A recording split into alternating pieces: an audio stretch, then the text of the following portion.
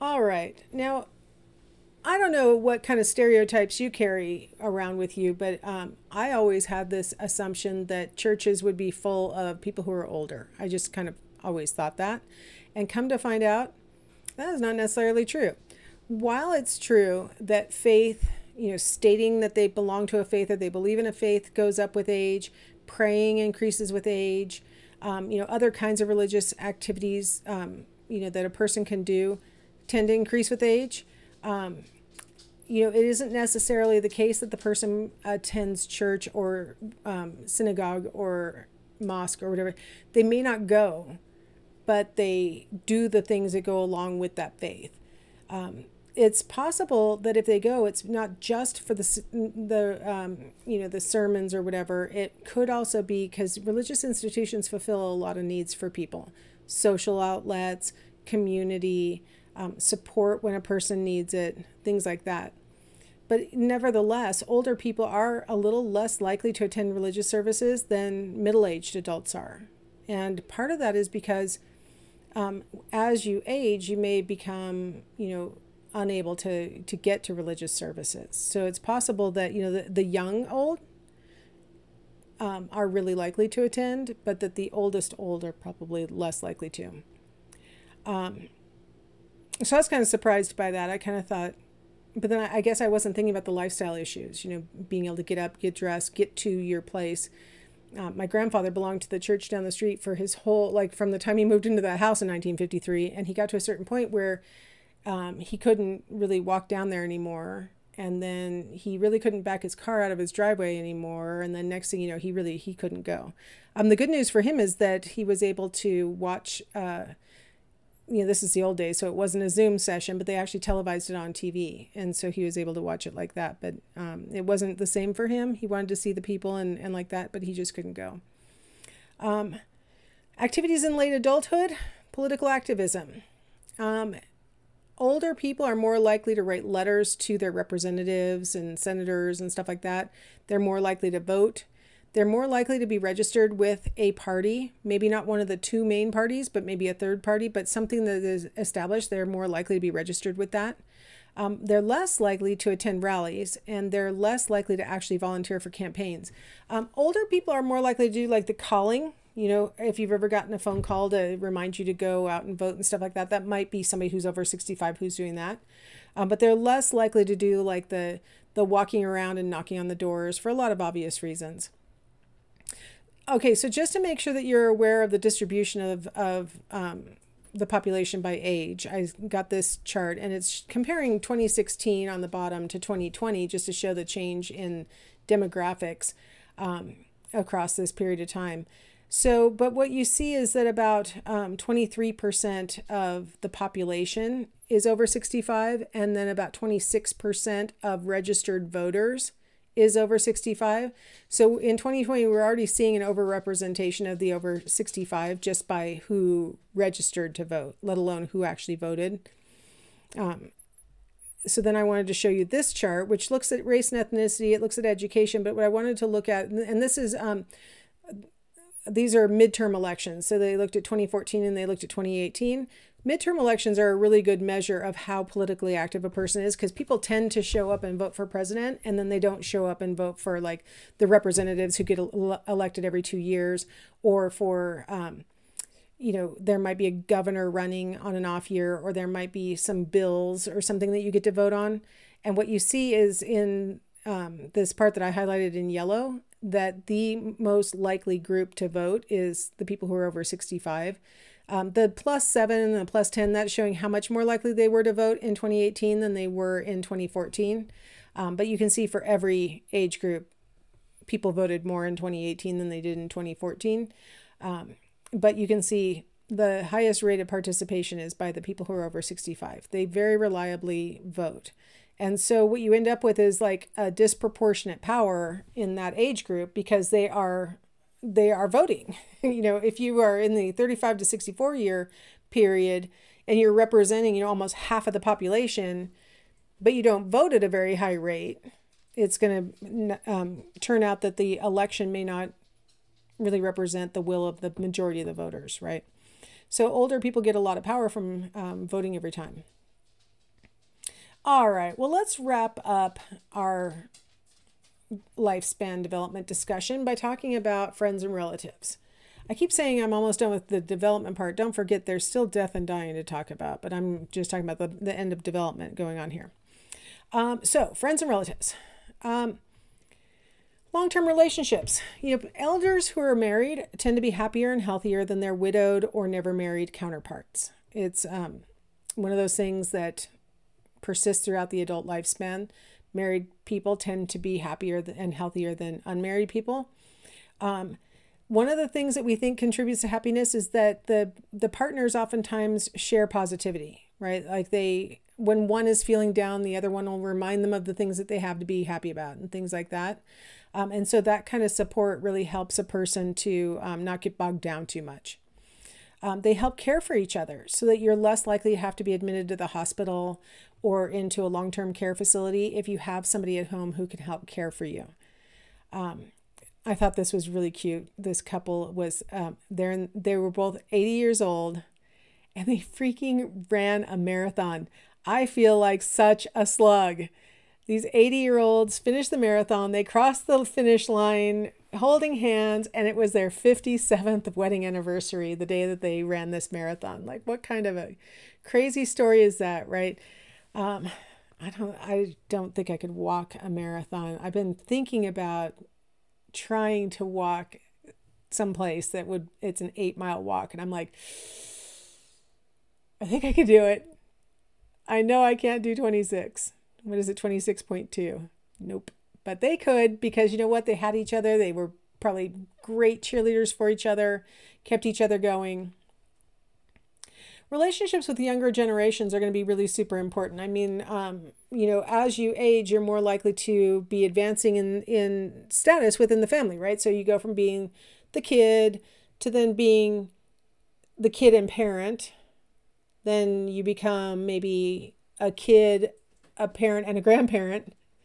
Then you start to become just a parent and a grandparent, maybe a great-grandparent, because you've lost the role of kid because your parents are gone. It's like the younger generations really spread out beneath you, right? And you've got maybe 1 or 2 generations ahead of you, and then they start dwindling, but the ones beneath you keep spreading. What we've seen in the U.S. in particular, but really all the westernized societies, is an increase in what we call the Beanpole family. So I'm going to describe what a beanpole is by first showing you what families used to look like. This is my husband's family, and I'm ashamed to say I don't know the names of all of his great nieces and nephews. So I'm sorry that I listed boy and girl for some of them, but I don't know all their names. So it starts off with Marvin and Joyce, who loved each other very much and made 8 children. And I am pleased that they made 8 children, because the far one on the right, the 8th, is mine. That's the one that I met. So they start off with 8 children. Now, not all of the children got married and or had children. And so of the ones who had children, so we start with 8 children, we end up with 12 grandchildren. And then of the 12 grandchildren, I think we currently are at, I don't think I listed everything. I think there's supposed to be a total of 25 great-grandchildren.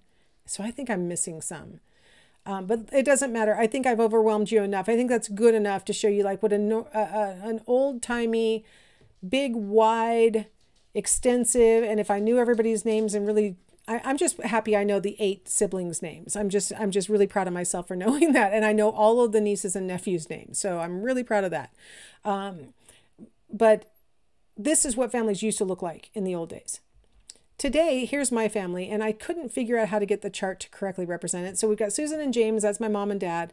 They had me, and they actually had my brother Jeff, so there should be 2 people on that next level, but I couldn't get this chart to do that. I had 2 children, Sierra and Aspen, and I couldn't attach my husband, so apparently I just did that through some miracle. And then my daughter, who I couldn't attach her husband either, so she, miracle, had 3 kids. This is very much a Beanpole family. See how it's going straight down? Even if you had my brother, he didn't have any kids. So we have, 2 people, Susan and James, 2 people, Jill and Jeff, 2 people, Sierra and Aspen, right? My daughter's bucking the system because she's got 3 children instead of the 2, but she's got 3. But that's really super common in American families today, to have 2 or maybe 1, child in a family if there are children. A lot of families are choosing not to have any children. And when you have one or two children, they're going to have one or two children or no children. And then next thing you know, you've got this straight line of people. Of course, Juniper, Forest, and Morgan should all be stretched out, but I couldn't get the smart chart to do it. So anyway, long story short, I think you get the beanpole idea, right? That's very typical in American families now. Now, familism is a term that we use to describe feelings of family that motivate us to seek out our relatives, even when they're distant. This is a picture from my husband's family when they all got together a couple of years ago to celebrate, I don't even remember what. And because people had come from so far to all get together, everybody, you know, lined up, got their picture taken, because you don't see all these people together. I'm ashamed to admit my husband and I couldn't make it, and so you don't see our family there. But everybody else is just like, this isn't even his whole family, right? This is a subset that could make it. So familism are these feelings that motivate us to seek out distant relatives. Now, they were there visiting my husband's dad in this picture and his stepmom, and both of them have subsequently died. And actually, my father-in-law just died a few weeks ago. So next weekend is going to be, and actually there's my father-in-law in the middle, if you can see my arrow, and there's my stepmother-in-law there on the right. So next weekend is my father-in-law's funeral. And so again, everybody is talking about everybody coming from all the different places where they are. The funeral is going to be in Southern California, but a lot of people are coming from Florida and from Louisiana and from Washington and from all these different places to all get together, because familism does that, right? It motivates you to want to seek out your relatives that you haven't seen in a long time. So we feel that, right? Like we want to get together with people that we're related to. Another thing that's related to familism is filial responsibility, this obligation of adult children to care for their aging parents. In the US, we don't have as strong of a filial responsibility as other cultures do. Other cultures, when a person is quite young, they may be responsible for taking care of their aging parents in a way that in the US, parents don't usually expect. Like in China, for example, the child is expected to support their parents from the time that they're probably in their, very early 60s. And it's just an expectation. It's something that everybody does. Typically, the kids don't feel bitter about it. They feel pride about doing it. Here in the US, we have a lot of older parents who want to be self-sufficient. And they don't, not only do they not want their kids to feel obligated, they try to make sure sometimes that their kids don't even know that something is going wrong or something that they might need support for. They may not want their kids to give them help. Part of it is because they don't want to be infantilized by their children, which is to make your parents feel like babies. People don't want their kids making decisions for them necessarily. Part of it is because they, a U.S. adult parent oftentimes has this mindset that their kids have their own kids to take care of. They shouldn't be trying to take care of the grandparents. And so it's definitely a different cultural aspect. Tensions with adult children. Here's our nice formal 4-generation picture that we took when my daughter had her firstborn. So that's me and my mom and my daughter and my firstborn grandbaby Juniper. Tensions with adult children. So my mom and I, me and my daughter, like tensions, right? Like it's very normal for, as we are becoming adults, to kind of resent the older adults trying to tell us that we're making a bad decision or something like that. Older adults sometimes don't know what their role is in the family exactly, because I know I'm not supposed to be parenting you, but on the other hand, you don't seem to know what you're doing. And so it can cause tension, right? Because one of the bad things is once you've raised somebody, it's hard not to always feel like you're their parent, and that, you are, in fact, however many more years older than them that you are, right? I always like to tell my daughter, I'm like, I'm 27 years older than you. I learned a lot of things in the interim. Like, I might know something, right? Children, no matter how old they get, they want their parents' approval. They want their parents to say, you're doing a good job. I'm proud of you. One of the things that my daughter always likes to hear from me is, you're a great mom. You're doing a terrific job. When she had her third child, I was over there and I was helping her, with dishes and other things, because that's what you do when somebody's had a baby. But she kind of thought that I was kind of implying that she should have had it done. I'm like, sweet pie, this is what people do when people have babies. I'm not judging you.